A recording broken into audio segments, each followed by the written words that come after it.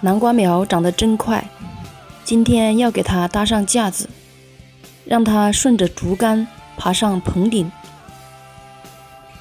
移栽时下过底肥，之后只施过一次水肥，长势还行，肥嘟嘟的。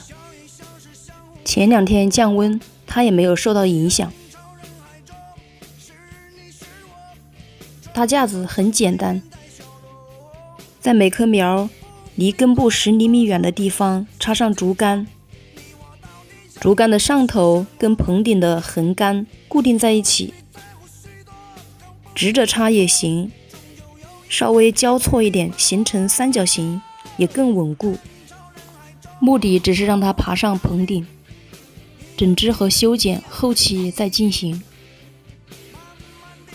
绑扎有2种方法，一种是直接在叶柄的下方跟竹竿连接起来，不要绑那么紧。另一种方法是跟种菜高手学习的绑叶子，用绳子把叶子固定在竹竿上，这样绑的南瓜藤不伤它的主茎，不会因为破皮而引发病害，也很牢固，大风吹不断。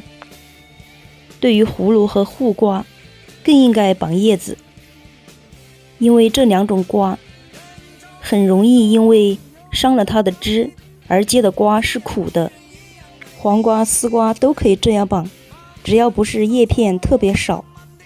这是一棵多余的苗，随手种在快菜地里，给它掐个顶，让它以后在地上爬藤。